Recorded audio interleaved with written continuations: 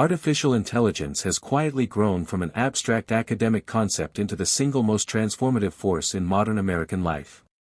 In the United States, AI's story is not simply about technology but about people, ambition, and the constant push to redefine what progress means. From Silicon Valley's experimental labs to Washington's policy debates, AI has become the invisible thread connecting industries, reshaping education, challenging ethics, and redefining power itself. At the start of the 2020s, the country witnessed an explosion of AI innovation. Breakthroughs in language models, image generation, autonomous systems, and robotics pushed boundaries that once seemed unreachable. American tech giants, Google, Microsoft, Amazon, Apple, and Meta, poured billions into AI research, turning machine learning into the new industrial engine of the economy. Startups followed, universities expanded their AI programs, and venture capital chased any idea that hinted at automation or data-driven intelligence. For most Americans, AI first appeared through the devices they used every day.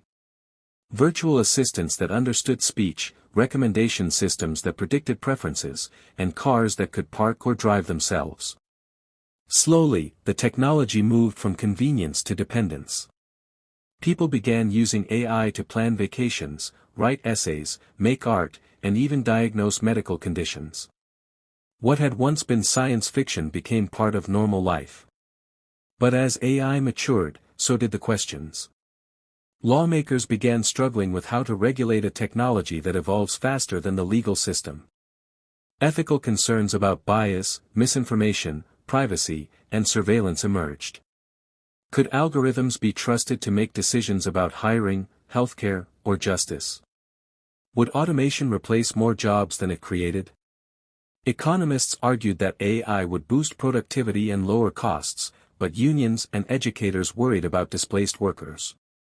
The discussion wasn't only about machines, it was about the identity of the American worker in a future where intelligence could be replicated.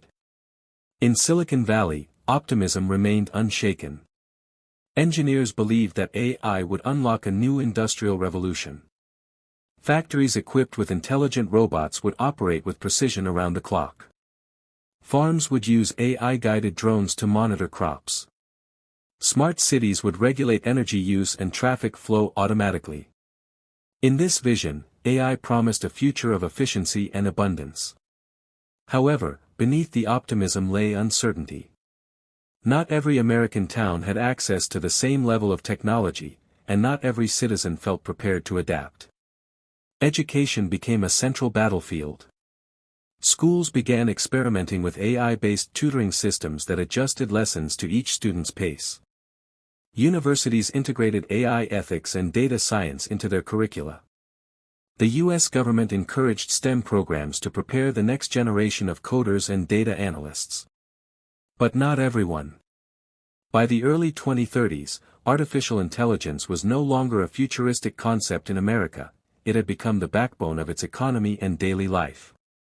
Every major industry, from manufacturing to media, had been reshaped by algorithms that could predict, optimize, and create. The United States had successfully built what some called the algorithmic nation, a society driven by data, powered by automation, and governed by constant innovation. Yet as the technology matured, so did the consequences of its dominance. The American workplace looked nothing like it did a decade earlier. In factories, robots and AI-managed systems performed almost every repetitive task. Human workers became supervisors, managing fleets of intelligent machines through dashboards and voice commands. In offices, AI handled scheduling, communication, and document analysis.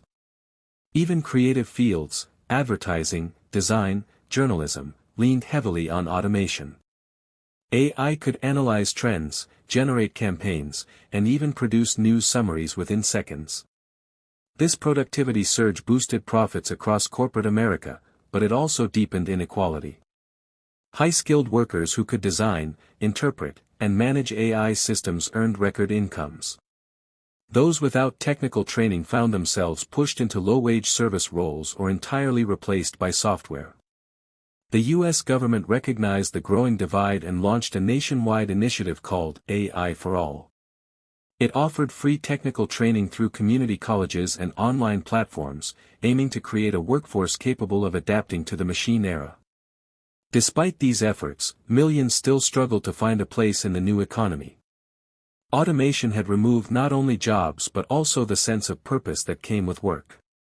Sociologists began calling it the automation fatigue phenomenon, a quiet crisis where people felt economically irrelevant in a world that valued algorithms over effort.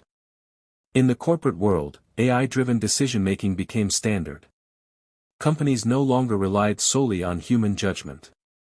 Hiring algorithms scanned resumes, financial models ran simulations to predict markets, and AI systems advised executives on risk management.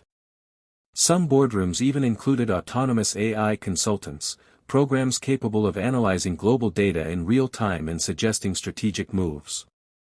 Critics argued that this reliance on algorithms made corporations efficient but soulless, driven by optimization rather than empathy. Supporters countered that AI simply removed human bias and improved accuracy. Meanwhile, the defense sector saw an even more dramatic transformation. The U.S. military became one of the largest users of AI on the planet. Autonomous drones patrolled borders, predictive algorithms analyzed threats, and cyber defense systems identified attacks before they happened.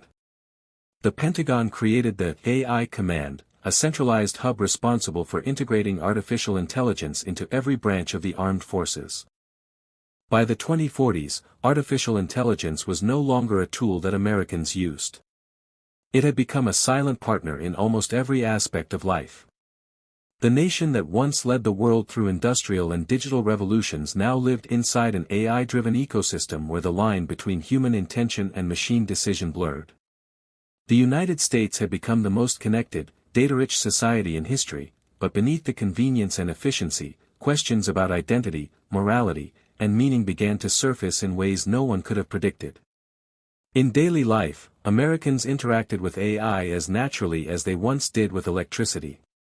Personal assistants had evolved into full-fledged companions, adaptive, emotionally responsive, and indistinguishable from human conversation. People confided in them, argued with them, and in many cases, loved them.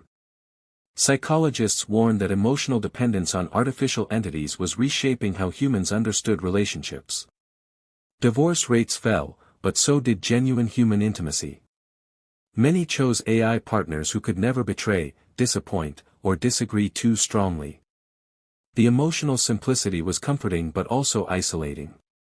Education had reached a new frontier. Students no longer sat in traditional classrooms. AI tutors adjusted lessons in real time, adapting to each learner's style, voice, and even mood. Children could study history through immersive simulations, reliving past events as interactive experiences. Teachers became facilitators rather than lecturers, focusing on critical thinking and ethics rather than rote memorization. While this individualized approach improved learning outcomes, critics argued it made students overly reliant on instant digital feedback. The human patience to struggle through uncertainty, the essence of creativity, was slowly fading. In medicine, AI had virtually eradicated diagnostic error. Robotic surgeons operated with microscopic precision. Nanobots powered by machine intelligence patrolled human bodies, repairing cells and removing disease before symptoms appeared. Life expectancy climbed beyond 90, and scientists began exploring AI-guided genetic enhancements to delay aging altogether. For the first time in history, mortality felt negotiable. But this gift came with inequality. Advanced AI healthcare was expensive, available mostly to the wealthy.